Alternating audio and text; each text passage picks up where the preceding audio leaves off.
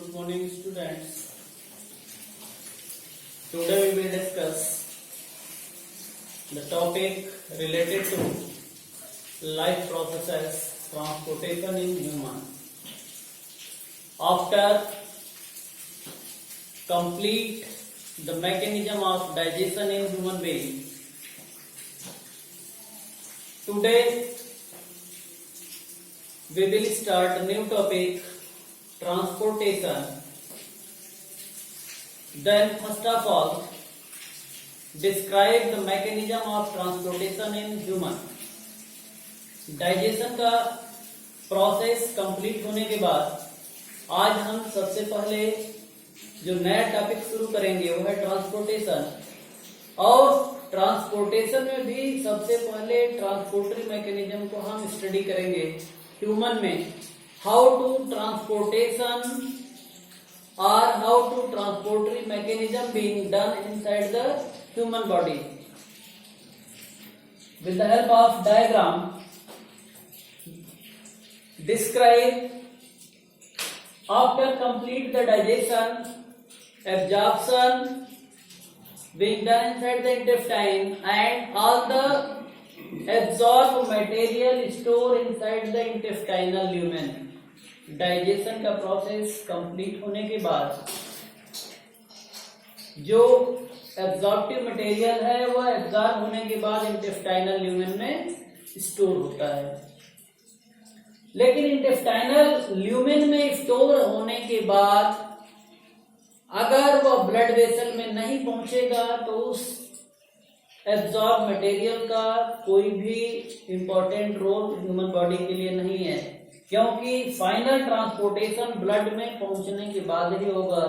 Then how to absorb material transported from intestinal lumen to blood vessel. The transportation of absorbing material from intestinal lumen to blood vessel through active transport.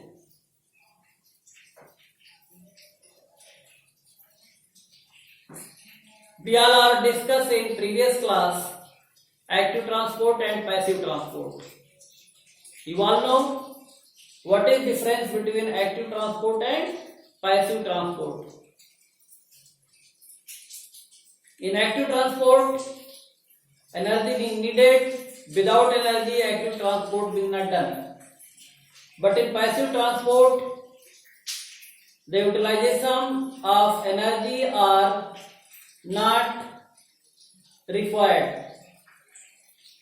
Energy का कोई role passive transport में नहीं है, लेकिन active transport में energy का role है, क्योंकि जब तक एनर्जी अवेलेबल नहीं होगी तब तक एक्टिव ट्रांसपोर्ट का प्रोसेस नहीं होगा। और यहाँ पर जो ट्रांसपोर्टरी मैकेनिज्म हम स्टडी कर रहे हैं इसमें एक्टिव ट्रांसपोर्ट ही होता है। और यहाँ पर आप देख रहे हैं फिगर में एक छोटा सा यूनिट बनाया गया है जिसको कहते हैं कार्गो यूनिट। कार्गो मीन्स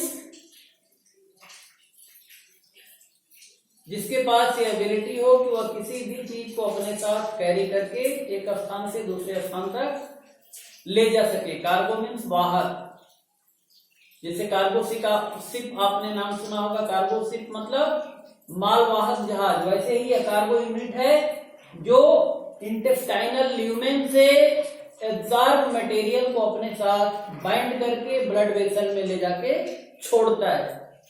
अब यह तब तक उसको इंटेस्टाइनल ल्यूमेन से ब्लड वेसल में नहीं ले जाकर के डंप करेगा जब तक इसको एनर्जी एटीपी के फॉर्म में नहीं मिलेगी। और जैसे ही एटीपी एनर्जी इस कार्गो यूनिट को अवेलेबल होती है वैसे ही यह एनर्जाइज हो जाता है या एक्टिव होता है और इंटेस्टाइनल ल्यूमेन से सारे एब्जॉर्ब मटेरियल को अपने साथ बाइंड करके और ले जाकर ब्लड वेसल में डंप करता है।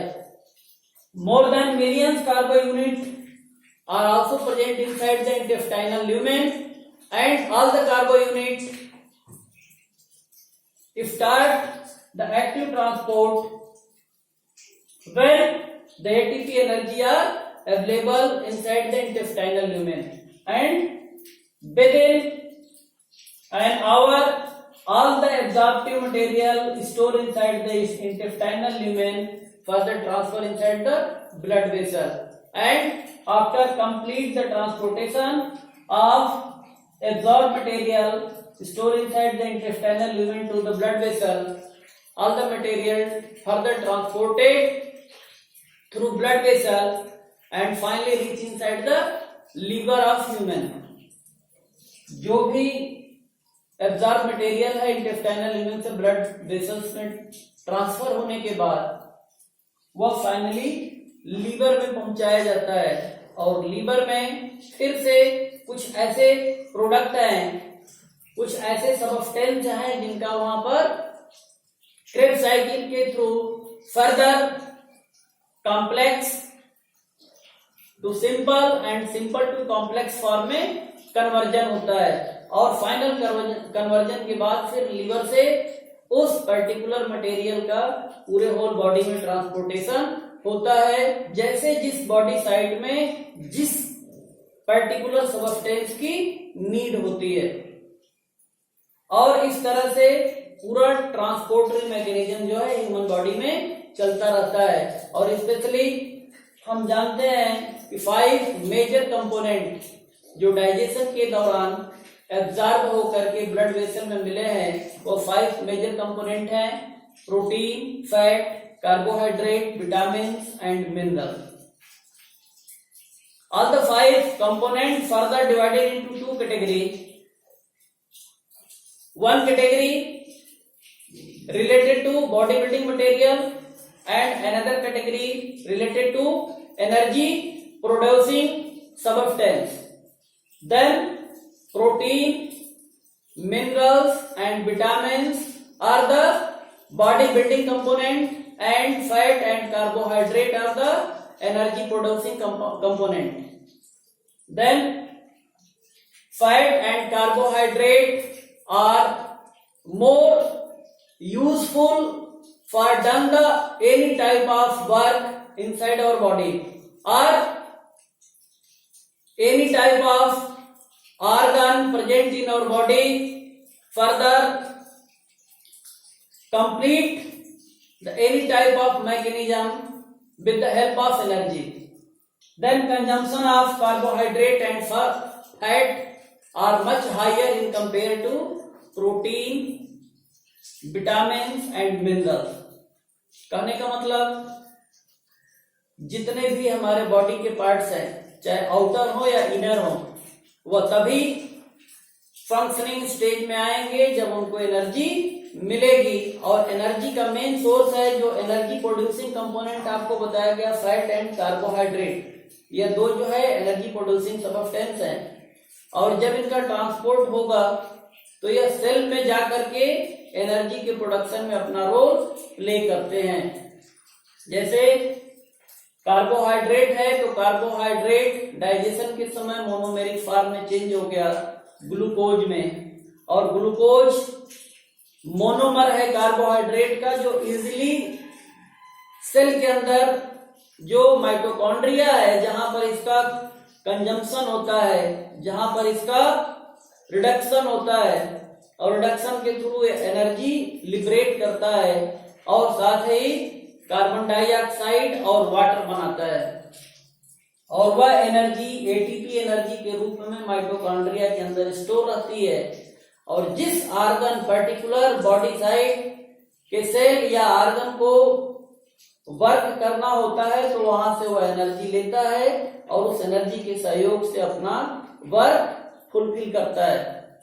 और इस तरह से कार्बोहाइड्रेट और फैट दोनों का कंजम्पशन होता रहता है। और दूसरा जो पार्ट है प्रोटीन, विटामिन और मिनरल का, चूंकि वो बॉडी बिल्डिंग मटेरियल है, तो we all are aware the body building material means the growth and development of our body. The rate of the growth and development of our body are very slow. Then these 3 important component utilize in slow rate इसका जो utilisation है वह धीरे धीरे होता है। Cell का formation या सेल का डिवीजन का रेट जो है वह धीरे होता है, इसलिए इनकी जो नीड है, इनकी जो आवश्यकता है वह कार्बोहाइड्रेट और फैट के कंपेयर में कम होती है। इसका लिस्ट अमाउंट ही हमारे बॉडी के ग्रोथ और डेवलपमेंट के लिए पर्याप्त होता है, सफिशिएंट होता है। क्लियर? अब ट्रांसपोर्टेशन इन ह्यूमन कंप्लीट होने के बाद नेक्स्ट टॉपिक शुरू करेंगे, transportation in plant. Thank you for watching video.